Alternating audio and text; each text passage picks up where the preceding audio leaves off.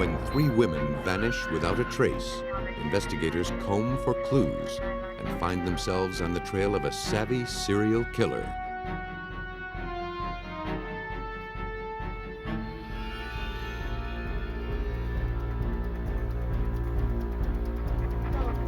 Without witnesses, detectives are at a total loss to find a missing woman. To solve this case requires an act of God. When a woman disappears from under her own roof, investigators suspect that she was murdered.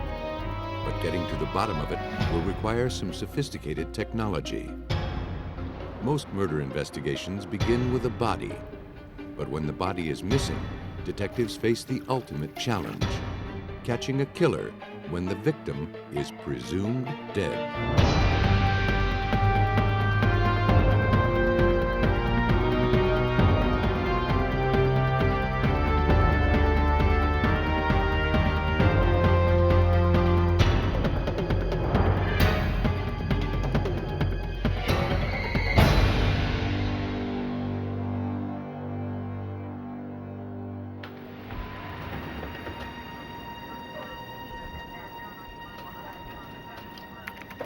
Tips hotline. It was a Monday, June 19, 1989, when police in the Kansas City suburb of Overland Park, Kansas, received a call from worried parents.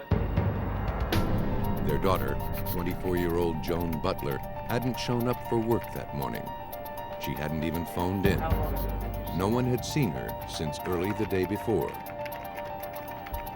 That's interesting because... Though she had been gone just over 24 hours, her parents were convinced something terrible must have happened to prevent her from contacting anyone. And then the town that he grew up Police agreed to check on her. in, that's a small town. When investigators searched Joan's apartment with one of her friends, they found no sign of her. And according to Detective Pat Hinkle, no sign that she planned on being away.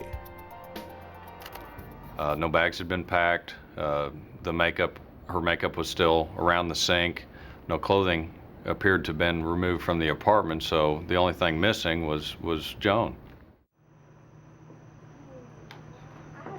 They learned that Joan had spent Saturday night with her girlfriends. Yeah, I do. They're great. At 4 a.m. Sunday, she went home. I love you. That explains it. Thanks again. I'll call you tomorrow. That was the last time they saw her. Joan Butler wasn't the kind of person to leave without a word. She saw her parents at least once a week and socialized often with her friends. She wouldn't miss work without good reason.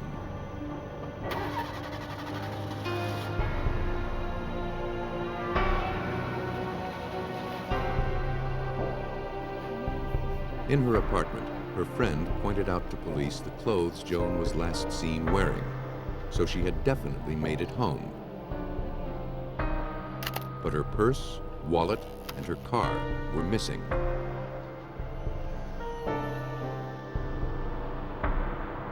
By roll call Tuesday morning, the mystery had deepened.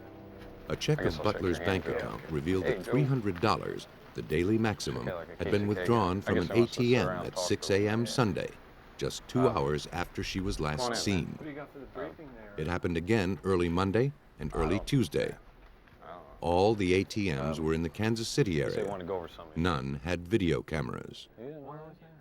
The pattern suggested that someone else was in control of Joan Butler's account, and maybe in control of Joan. He had gone down and played, I don't know if you remember. Her family and friends posted leaflets all over Kansas City, describing Joan and her car and pleading for help to find her. Her disappearance made the news, but turned up no leads. Until 1 week later. On June 25th, police got their first tip. Joan's car had been spotted outside an apartment complex 40 miles from her home.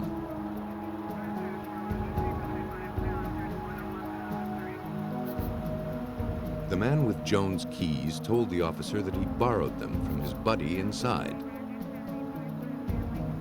The officer suggested they go in and sort things out.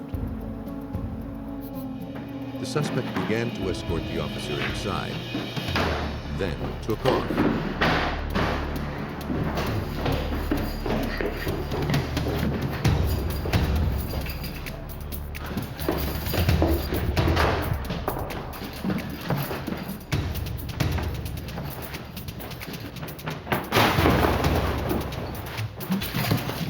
He caught the policeman by surprise and made an agile escape.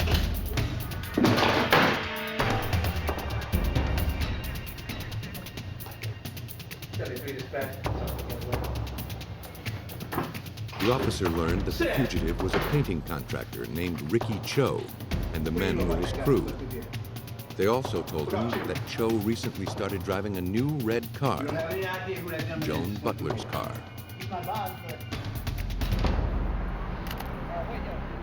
When police examined the trunk, they discovered part of the carpet had been cut away.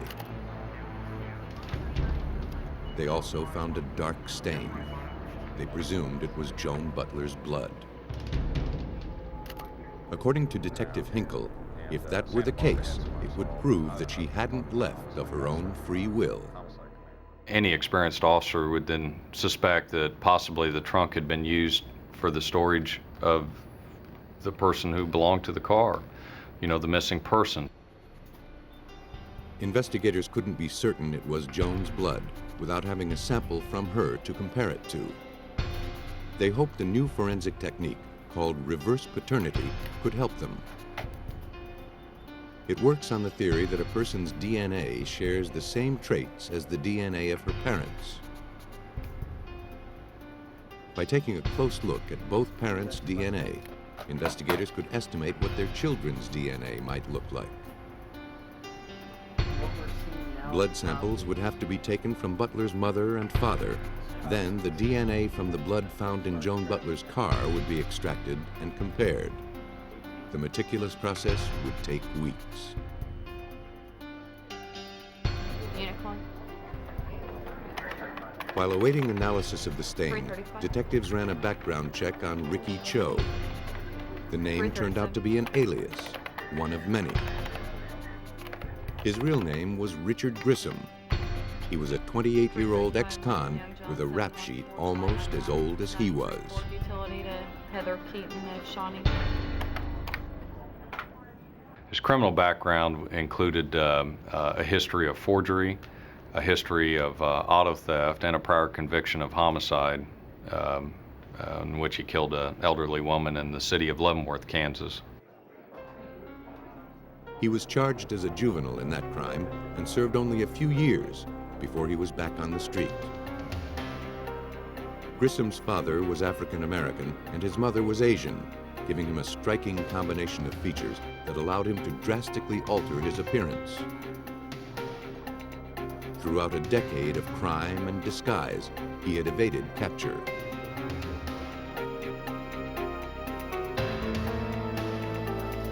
Police worked the equation: a young woman's sudden disappearance, a drained bank account, and a stolen car. Factor in a convicted killer named Richard Grissom, and the result pointed to kidnapping, possibly murder. If Joan Butler wasn't dead yet, investigators feared she soon would be. Police fanned out across Kansas City, interviewing friends and colleagues of Grissom, but no one admitted seeing him. After Joan Butler's bank account was emptied, her trail evaporated too. Investigators had no more leads.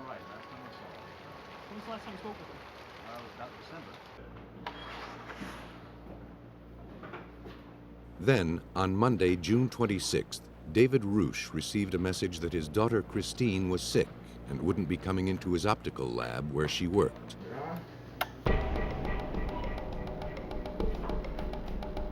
Later that day, Roosh went to her home to check on her. She wasn't there. Neither was her roommate, Teresa Brown, who had also called in sick.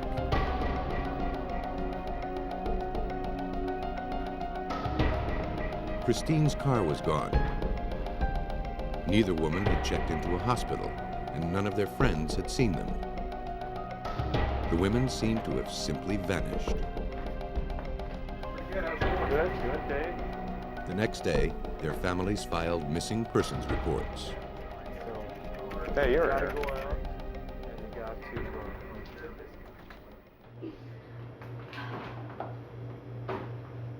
Both women were well liked, with close families and friends. I might go out tonight.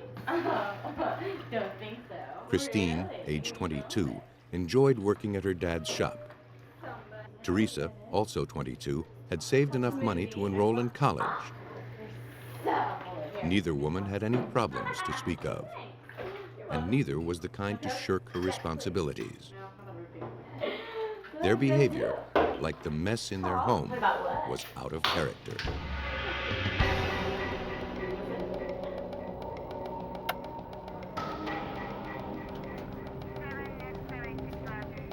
Detectives combed the apartment for clues. Their wallets were missing, but oddly, a curling iron was left on. It was all very disturbing, especially so soon after the disappearance of Joan Butler. Detectives collected hairs and fibers, including 2 dark hairs found in the roommate's bedding that didn't seem to belong to either woman. No blood was found in the apartment, no weapon, no sign of forced entry or struggle. In short, no evidence of a crime. The front door hadn't been forced. If there had been an intruder, it was either someone the women knew or someone with a key.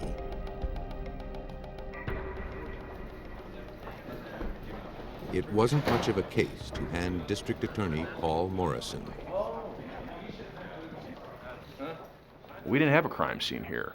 What we had was a lot of different fragments, and so our task was to try to see what we could put together from that and build a scenario and piece together what we think happened. Detectives learned that passkeys had been given to a painting company, Richard Grissom's painting company. What began as a missing persons case now looked like a spree of kidnappings.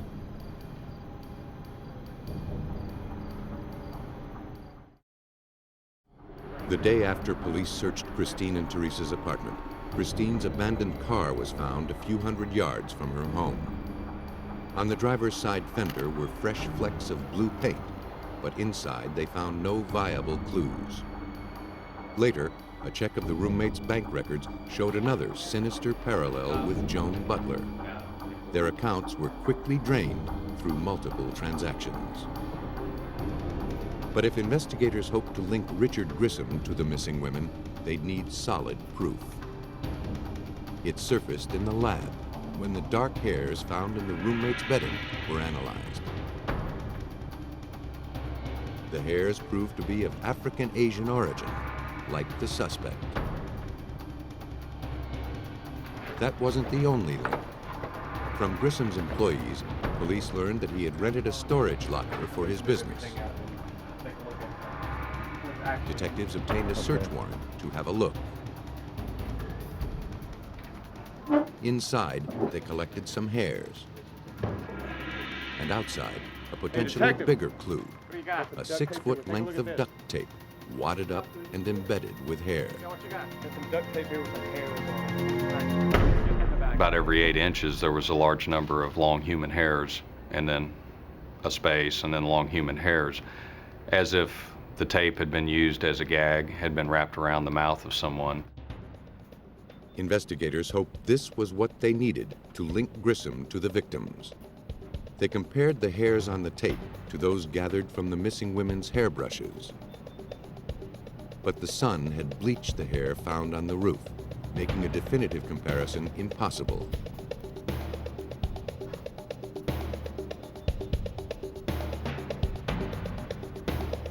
That, along with the gag, suggested she had been held there against her will.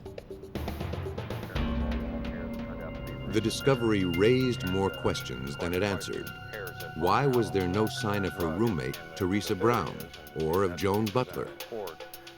Where were the women now? While investigators pondered these questions, the case progressed on another front. The results from the testing of the bloodstain found in Joan Butler's trunk had come back from the lab.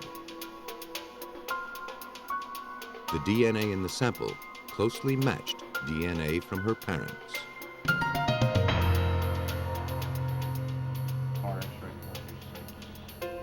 Physical evidence now linked Grissom to 2 of the 3 victims. Their whereabouts and Grissom's remained a mystery.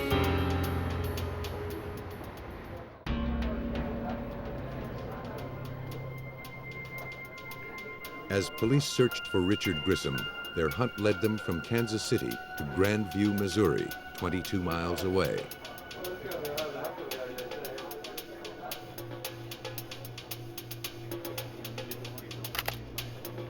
Grissom's own car was found abandoned in a parking lot. It was taken to the police impound lot, where detectives spent 5 hours processing the incriminating contents. They found false IDs and stolen credit cards, some belonging to Christine Roosh and Teresa Brown. Police also found keys to their apartment, to the home of Joan Butler, and dozens of others.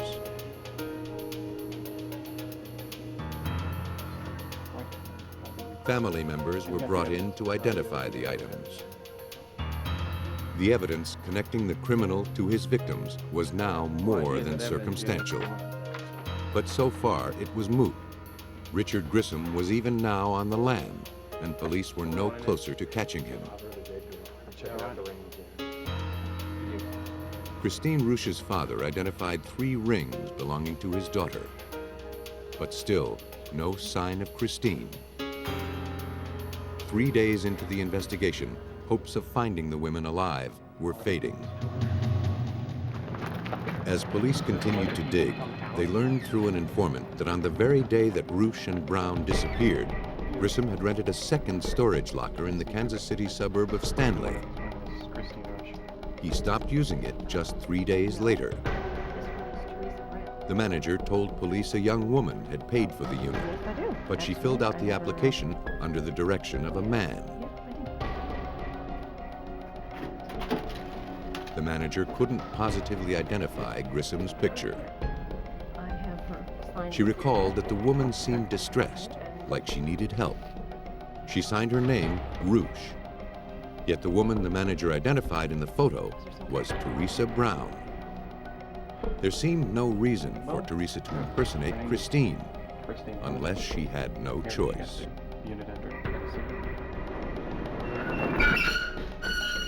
Detectives searched the locker, but found no signs of violence or other leads.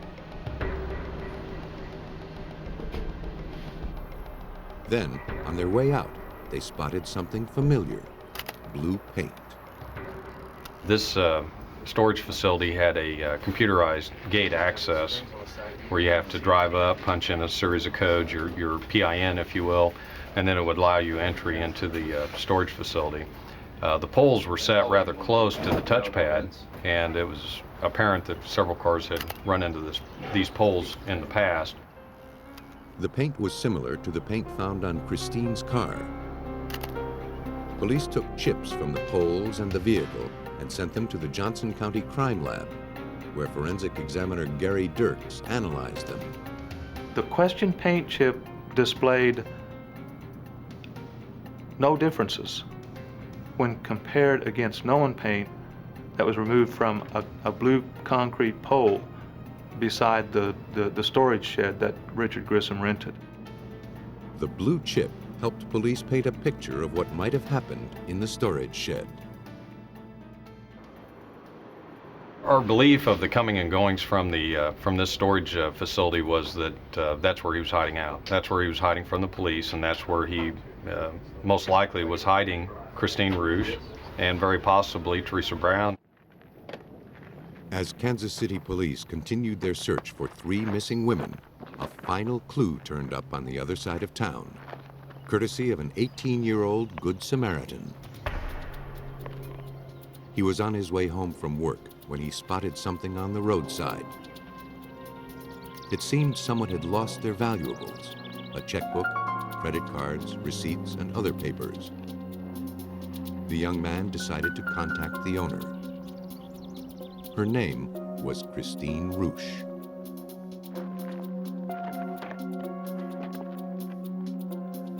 Police found 4 checks unaccounted for in the ledger. They were traced and recovered. On the morning of Monday, June 26th, the day Christine called in sick, she cashed them at the drive-up windows of 4 branches of her bank. Within an hour, her account was emptied of $2,400. None of the transactions were filmed, but police believed Grissom was with Christine.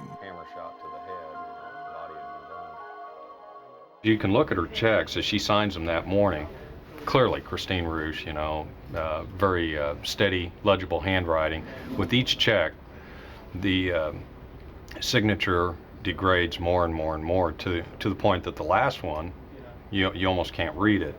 And you can only imagine, Christine sitting in the front seat of a car, knowing that what her fate might be. At 10 p.m. that same day, Christine drove to an ATM in Belton, Missouri, and cleaned out the bank account of her friend, Teresa Brown.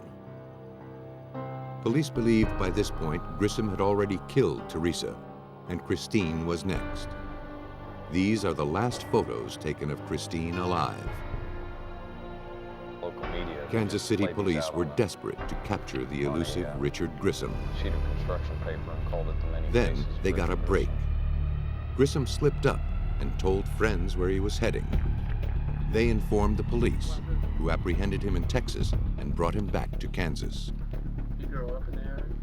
Leavenworth. Well, The police still had no bodies, but they had a long chain of evidence leading to Richard Grissom. Besides the stolen jewelry and emptied bank accounts, they amassed a wealth of forensic evidence: bloodstains, paint flakes, and hair samples. Each forensic piece of evidence by itself probably did not make or break the case, but the consistent thing about all those small pieces of evidence were that they all pointed directly at Richard Grissom as being the perpetrator of these crimes. On November 4th, 1990, Richard Grissom was convicted of kidnapping, robbery, theft, fraud, and murder. He's serving multiple life sentences in the Kansas State Prison.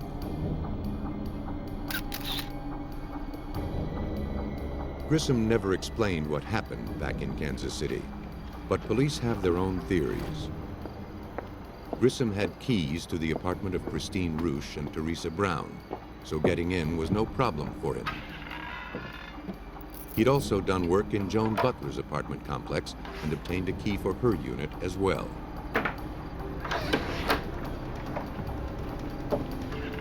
To this day, the whereabouts of the missing women remains a mystery, closely guarded by Richard Grissom.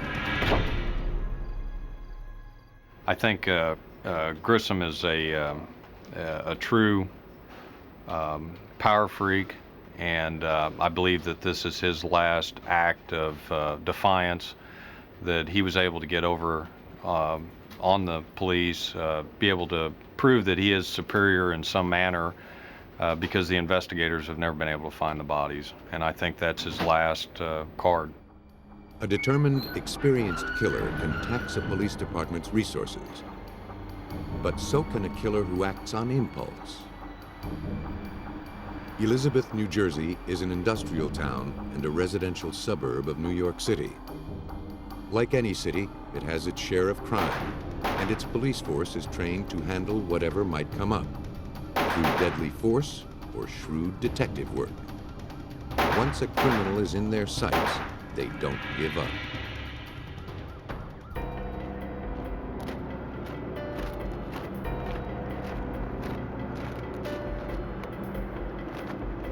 Shortly after 6 a.m. on Wednesday, August 5th, 1992, a mechanic arrived for work at his auto shop. He spotted a car parked out front that didn't belong there. He found out the owner was Karen Sherrier. He phoned her to pick up her car, but her parents said she wasn't home. They hadn't heard from her in 2 days.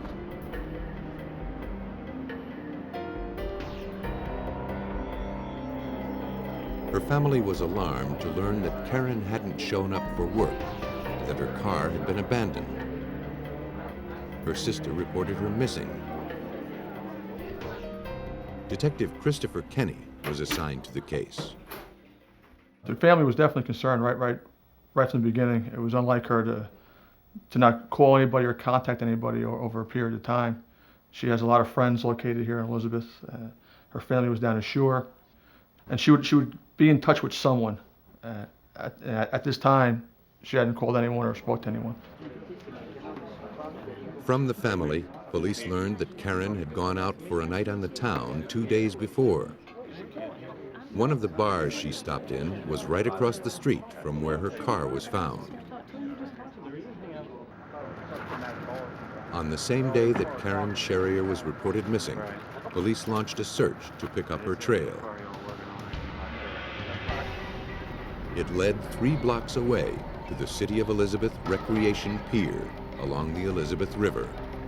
There, a police dog picked up Karen's scent going onto the pier. And then the trail went cold.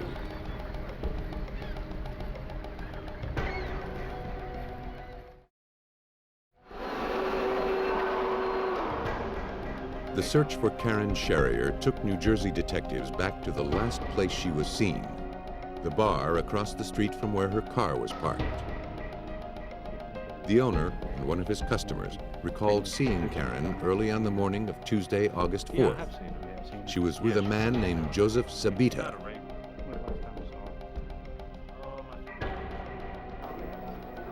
Detectives called Zabita in for questioning after learning that he had been paroled from prison just a few months before. According to Detective Kenny, at this point, he seemed a likely suspect. The criminal history showed that he had been arrested numerous times in the past, and that he had also been arrested for a rape and had spent time in prison for a rape. Zabita admitted being with Sherrier the night she vanished.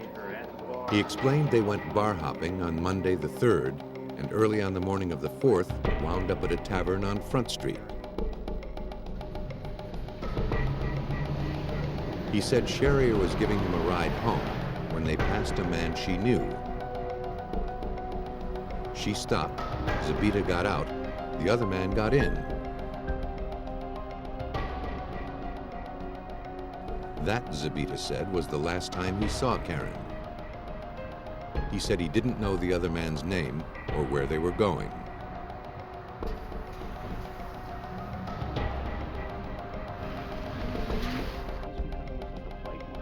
During the interview, detectives noticed a crescent-shaped bruise on Zabita's arm. He explained he had caught it in the tailgate of a pickup truck. That's a bolt. He allowed the detectives to take photographs for the record.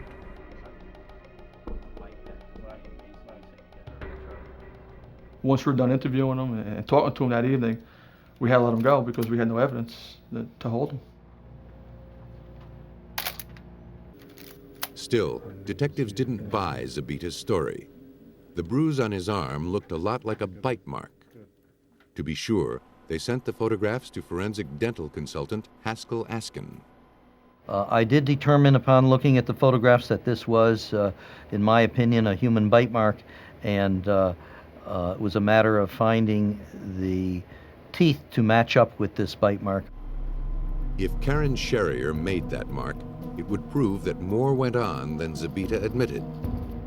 But to match the teeth that made the mark, investigators still had to find Sherrier. The next day, they were back on the waterfront. This time, they brought along an officer from the New Jersey State Police Missing Persons Unit. Again, the search was futile. With no word from Karen Sherrier and no reason for her to disappear on her own, investigators had to assume she was dead. Detective Kenny had no motive, no evidence, no body, and no case. Still, he kept his suspect in his sights. Zabita was the last person seen with Karen Sherrier. We would call Mr. Zabita in, we would speak to him, talk to him again. He stayed to his story, basically, and We spent about 3 months just trying to find Karen Sherrier's body. Police had tried everything, from interviewing witnesses to tracking with bloodhounds, and had come up empty. The victim's family applied pressure to keep looking. Karen Sherrier's family and friends came to us and they requested that we do a search. They wanted to do a search. They felt like they wanted to do something to try to find her. They told us they would go out, they would make up flyers, they would get volunteers. Investigators agreed to one more search. But then, Mother Nature intervened. The worst storm in a century walloped the New Jersey coast, churning up the entire Elizabeth River waterfront.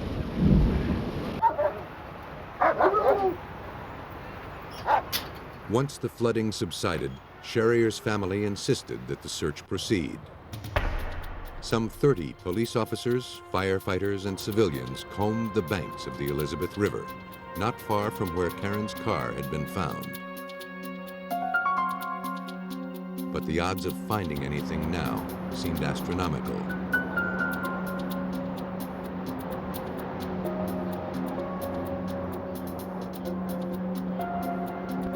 They searched all day without turning up anything.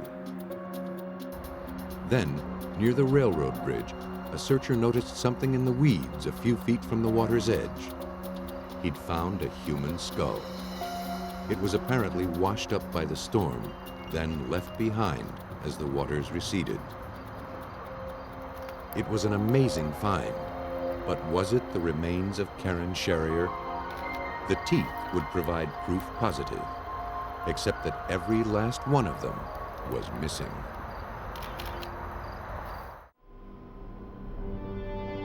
The search for Karen Sherrier turned up a skull in the Elizabeth River, but without the teeth, the first solid clue seemed utterly useless. Investigators brought Haskell Askin back on the case to apply his expertise. His first finding was unsettling. Examination of the skull suggested to me that the teeth had been forcibly or traumatically removed from the skull. Even though the teeth were missing, Askin found distinguishing traits in the skull. The shape of the sockets where the teeth had been, the shape of the roots, and a distinctively shaped bone along the sinuses. Askin then compared his findings to skull x-rays taken by Sherrier's dentist. There was no doubt in Askin's mind. The skull was Karen Sherrier's. Armed with these findings, detectives returned to the Zabita household and served an arrest warrant on Joseph Zabita.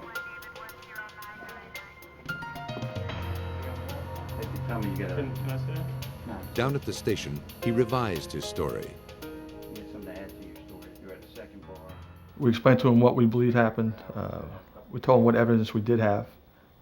After talking with Joe Zabita for a little bit of time, Joe Zabita admitted to us that he did, in fact, kill Karen Sherrier. As before, Zabita said they left the tavern in the victim's car.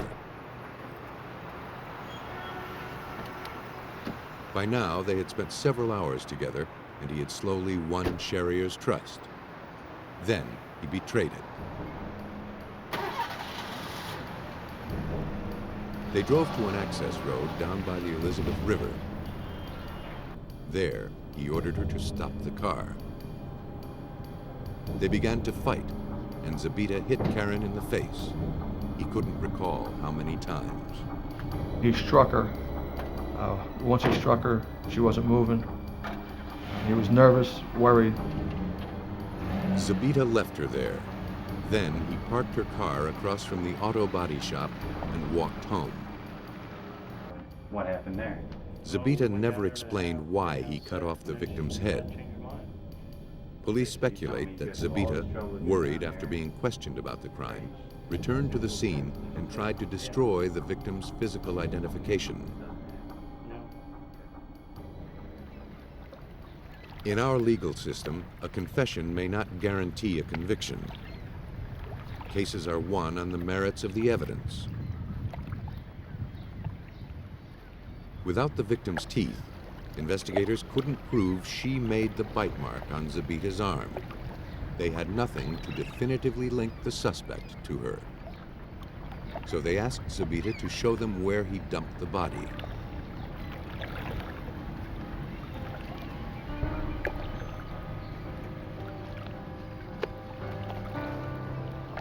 Police divers never found the remains.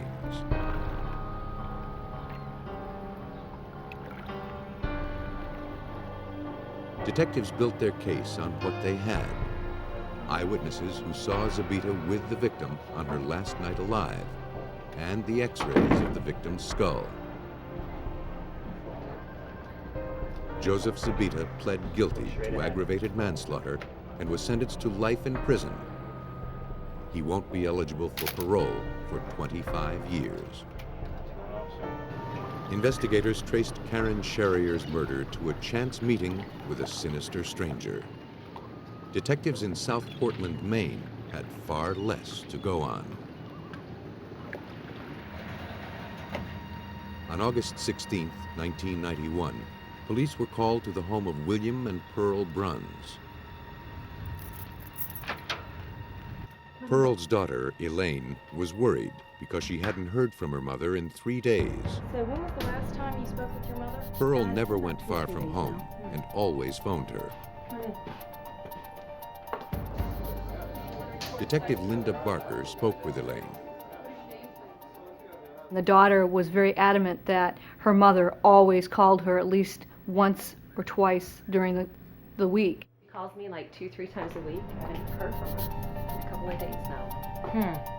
And that's Inside, unusual? the first thing the detective noticed was droplets of dried blood starting in the kitchen sink and trailing through the house. I saw drops of blood at the sink.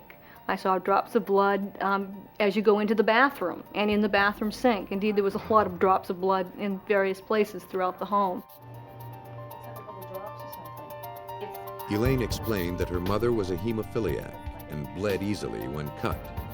Pearl had cut herself in the kitchen on the day Elaine last saw her and had rushed to the bathroom to dress the wound.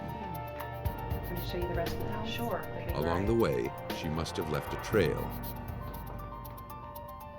Aside from the disconcerting bloodstains, most of the Bruns' home was neat and orderly, but the bedroom was a shambles. Yeah, I don't know where she would have been going, but this is not the way she passed. It looked as though Pearl was interrupted while packing to leave.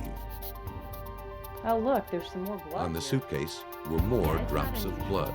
Like I said, even a small cut. Well, I mean, it's unusual just that, she... On the bookcase, Elaine noticed something that upset her more than the blood. What's that? Well, she never took Her this mother's ring off. friendship This is from ring. her best friend. She got it 14 years ago, and it's never left. Elaine explained that Pearl never went anywhere without it. And you just now found that? Yes. She also said that Pearl had not taken her car. Pearl loved her Cadillac, and it was still sitting in the garage. And she said there was no way her mother would leave without her beloved Cadillac. The Cadillac might have been the only beloved thing in the home. After 5 years, the Bruns' marriage had soured. Elaine said when she last saw Pearl, she was depressed. Her credit cards were maxed out. Her husband complained of Pearl's spending. Pearl had told Elaine, "I'd be better off dead." She wondered if Pearl might have done something rash. There was no sign of her anywhere in the house.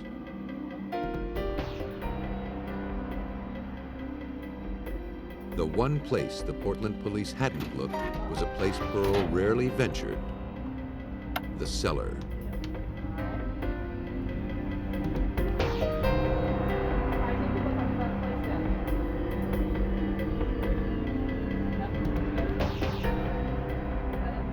They didn't find her, but they found more blood. It was red, not brown, so it looked fresh.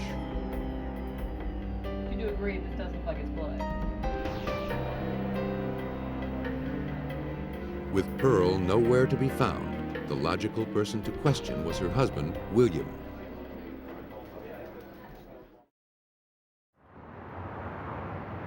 He was a truck driver who was out on the road. Hi, what you want? When he returned, William Bruns recapped his last day with Pearl.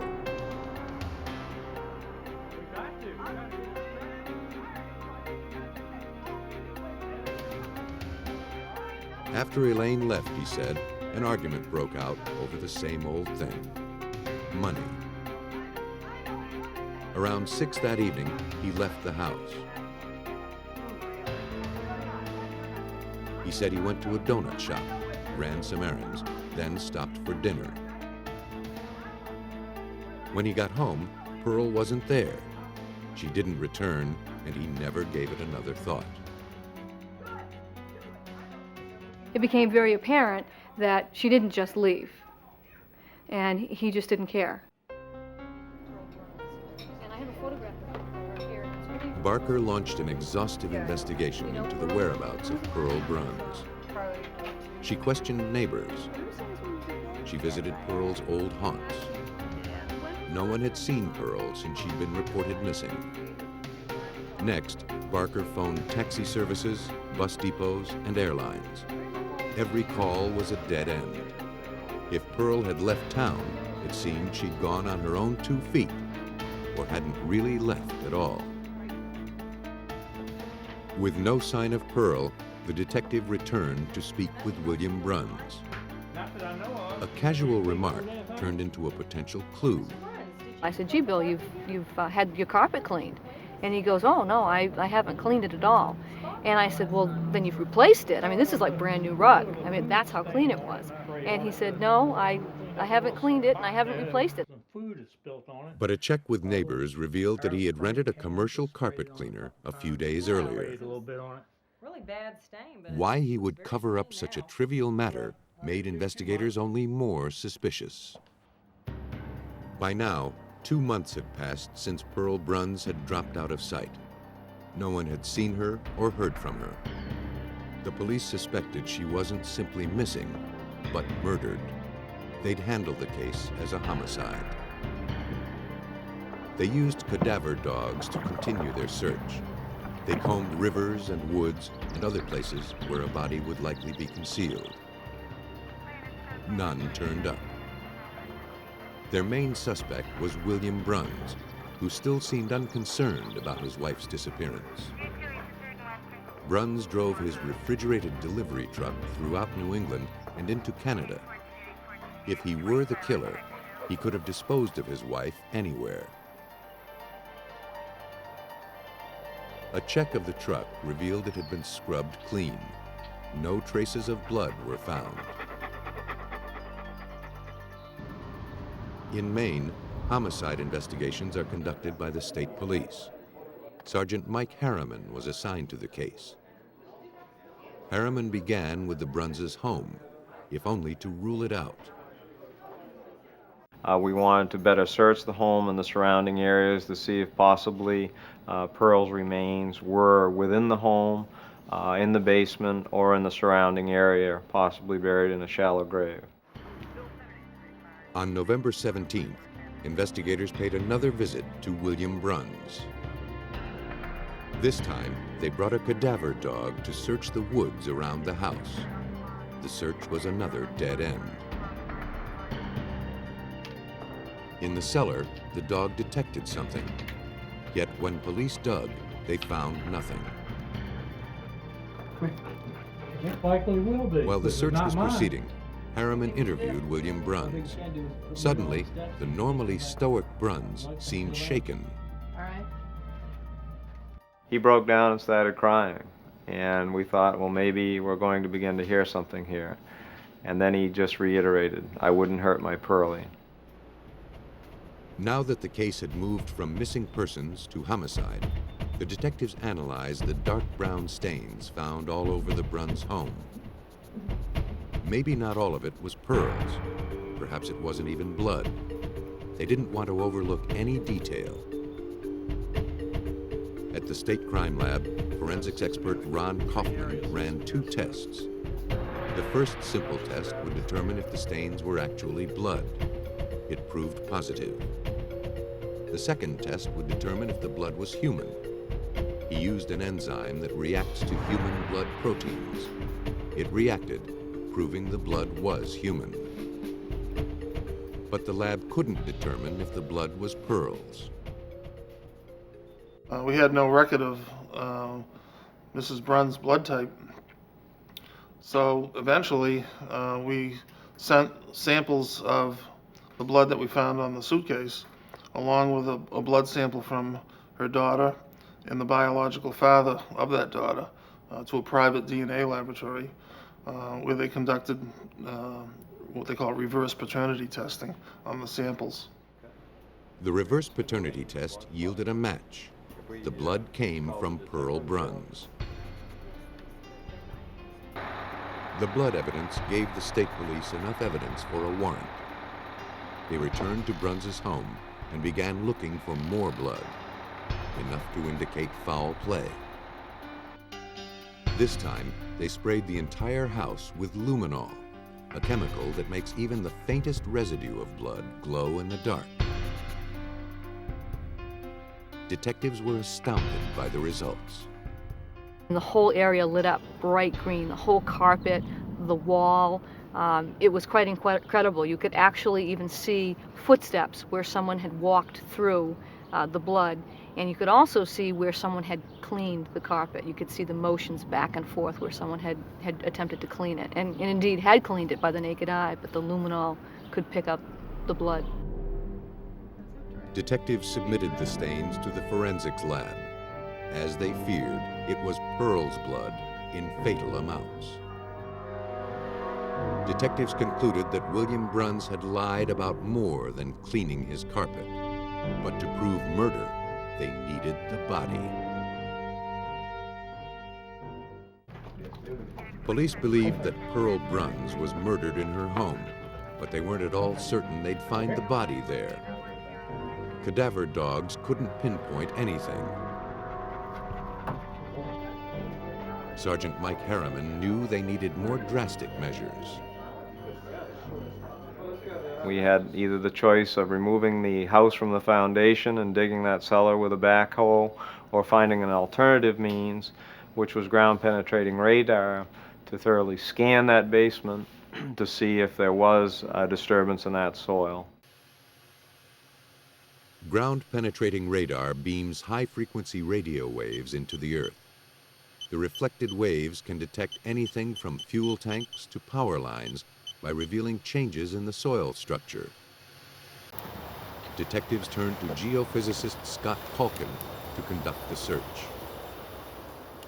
If you think of soil layers being laid down horizontally, they have a certain structure. And if that structure is compromised by a shovel, a backhoe, somebody digging, the soil structure, again, is destroyed. If anyone had dug in the Bruns' cellar, GPR would reveal it. On the morning of September 11th, detectives returned with another warrant. The GPR made pass after pass across the dirt floor. We have one depression. About 90 minutes into the survey, the GPR detected an anomaly, a spot where the soil was disturbed. We informed the Maine State Police of the presence of an anomalous area, and that anomalous area was approximately 5 feet by 18 inches wide, suggesting the presence of some sort of burial pit. Something was down there. The digging began.